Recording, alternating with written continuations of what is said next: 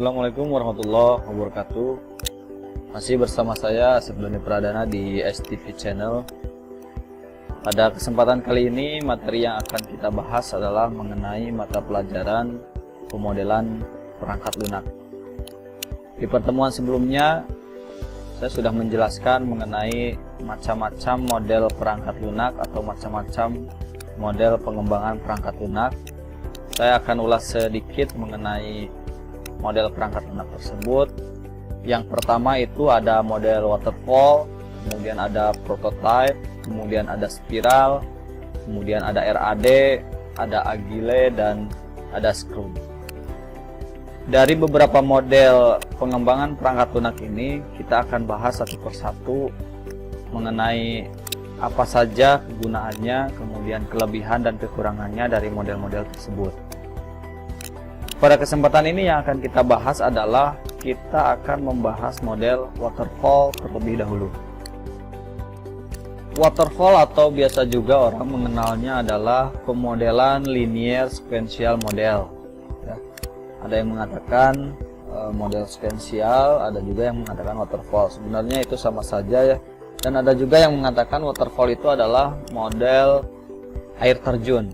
Karena mungkin dari bentuknya yang seperti air terjun bertingkat gitu ya. Oke, waterfall apa sih? Waterfall itu adalah sebuah pemodelan yang pengerjaannya dilakukan secara bertahap, mulai dari level kebutuhan sistem, lalu menuju ke tahap analisis, desain, coding, testing atau verification, dan yang terakhir adalah maintenance. Nah, model ini sering digunakan oleh para software engineer gitu ya, atau para pembuat program dalam mengerjakan proyeknya. Namun harus dipahami juga bahwa untuk model waterfall itu tidak dapat atau tidak cocok untuk digunakan dalam proyek yang lumayan besar gitu ya. Jadi untuk model waterfall itu biasanya digunakan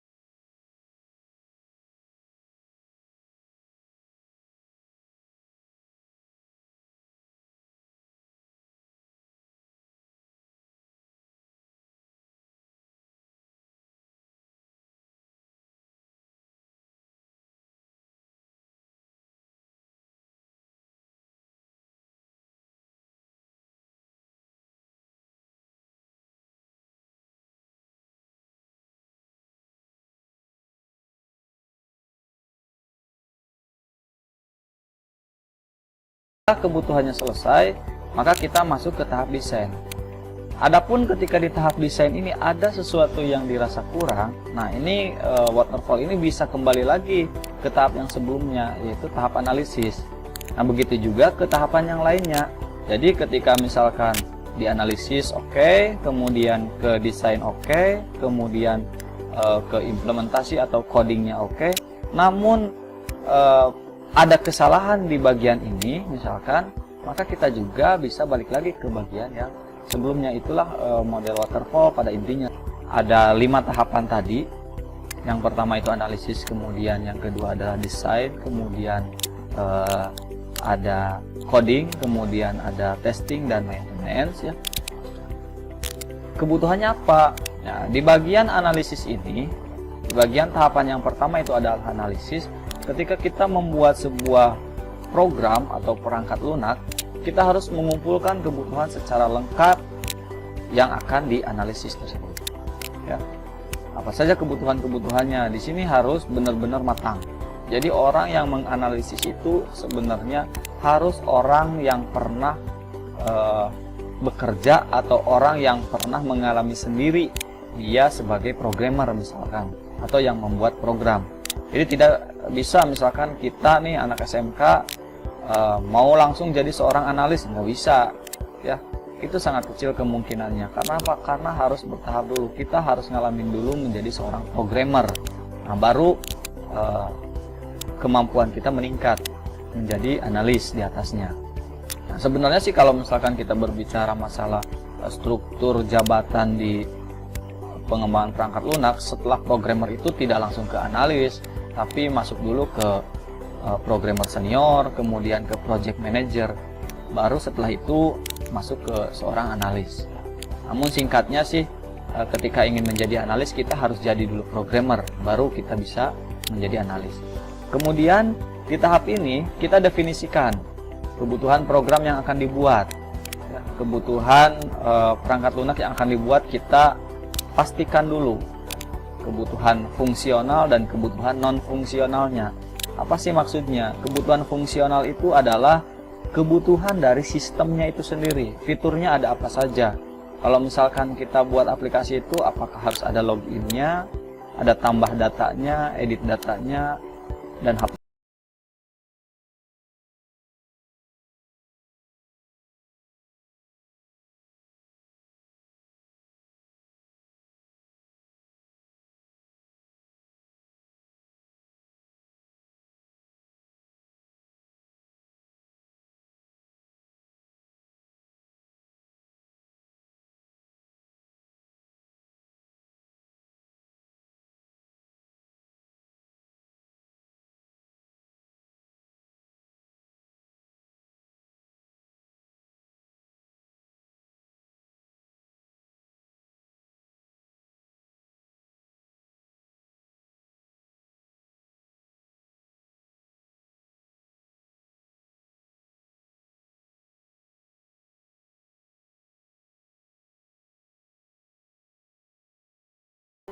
kemudian RAM-nya minimal 2 GB.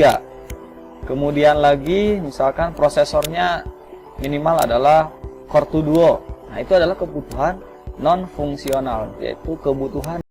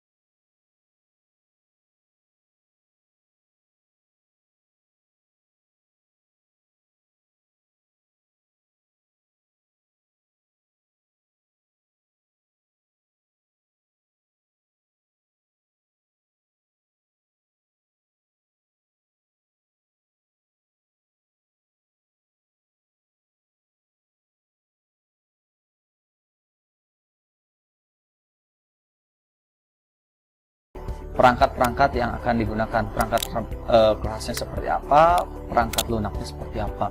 Di sini dibuat arsitekturnya, kemudian di sini dibuat juga bentuk desainnya seperti tampilannya seperti apa, kemudian juga dibuat lagi tahapan-tahapan ketika kita menggunakan aplikasi itu seperti apa.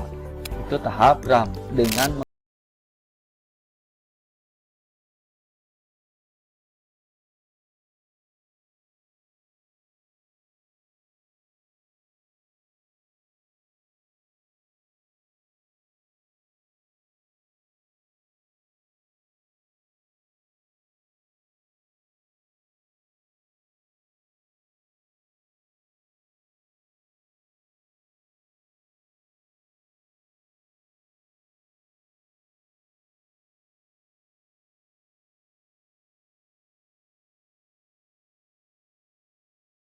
ketika seorang programmer mengimplementasikan desain kepada kode-kode program, maka di tahap ini juga langsung diujikan mengenai fungsi-fungsinya.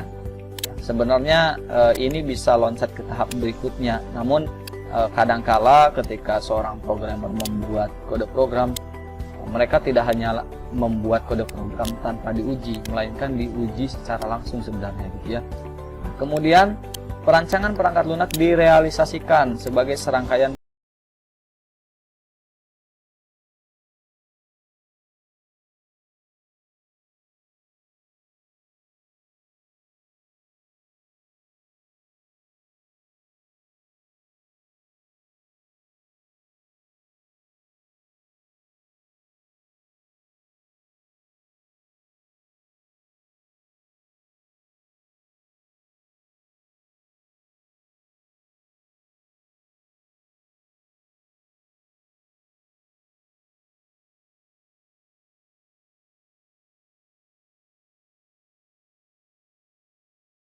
yang berikutnya adalah mengintegrasikan semua sistem tersebut dan diuji.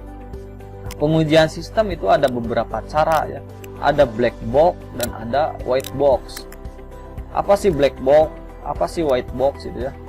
Kalau black box itu pengujian hanya sebatas fitur-fitur yang sudah ada gitu ya. Jadi ketika kita menggunakan aplikasi kasir misalkan, kita login, jalan misalkan, bisa login.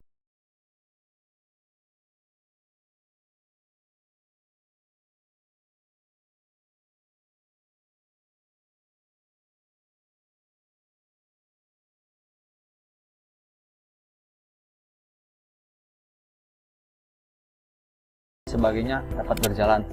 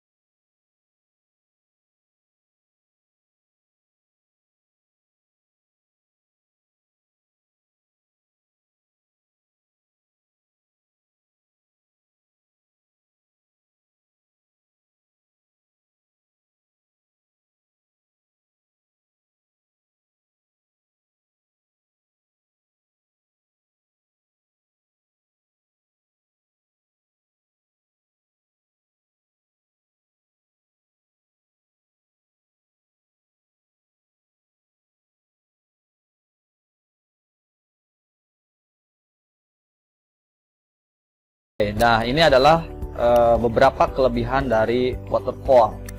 Yang pertama, dituntut bekerja secara disiplin. Nah, jelas ya, karena tahap 1 selesai, masuk ke tahap 2. Tahap 2 tidak bisa dilakukan jika tahap 1 belum selesai. Begitu juga tahapan berikutnya. Sehingga perlu adanya kedisiplinan dalam hal pembuatan perancangan pemodelan perangkat lunak. Kemudian dokumen lengkap sekali ya, karena tahapan demi tahapannya benar-benar ditelusuri dengan jelas ya. Kemudian juga selalu dalam kontrol software quantity assurance. Dan yang terakhir itu adalah maintenance mudah. Ini disebabkan karena dokumen yang lengkap, sehingga ketika ada kesalahan langsung menuju kepada kesalahan itu berada di fase yang mana. Nah, itu kelebihan dari waterfall. Namun di samping kelebihan tentu ada juga kekurangannya ya. Tidak serta-merta waterfall itu karena banyak digunakan itu bagus gitu ya. Tidak serta-merta banyak yang memakai itu baik, melainkan tentu ada kekurangannya. Yang pertama, konsumen kesulitan membaca dokumen. Kenapa bisa terjadi seperti ini? Ya, jelas ya, karena yang membuat dokumen adalah seorang analis atau seorang project manager. Sehingga ketika konsumen membaca dokumennya akan kesulitan sekali memahami isi dari dokumen tersebut. Kemudian alurnya linier atau bertahap. Nah, ini membuat prosesnya menjadi sangat lambat karena tahapan programmer tidak akan dulu bekerja sampai dengan tahapan desain selesai. Nah, jadi ada beberapa tahapan-tahapan yang memang menunggu sistemnya ya. Jadi membutuhkan waktu yang lambat. Kemudian konsumen tidak dapat melihat hasil hingga akhir tahapan ya. Kemudian yang terakhir adalah personil tidak bekerja optimal karena ada waktu tunggu ya, itu tadi gitu ya. Jadi ketika satu tim perusahaan ada sebagai seorang analis, ada sebagai seorang desainer, kemudian programmer dan tester. Nah, bagian desainer, bagian programmer dan bagian tester dia akan menunggu dulu sampai dengan bagian analis mengerjakan pekerjaannya. Seperti itu. Nah, ini beberapa referensi yang saya gunakan mengenai pemaparan model waterfall ya. Bisa dicek atau bahkan bisa di-sharing kembali, barangkali memang ada yang perlu kita bahas lebih lanjut mengenai model waterfall ini. Terima kasih. Mudah-mudahan dari video ini penonton dapat memahami salah satu model pengembangan perangkat lunak yang sekarang kita bahas itu adalah model waterfall. Nanti kita akan bahas model-model yang lain di video-video selanjutnya. Jangan lupa untuk selalu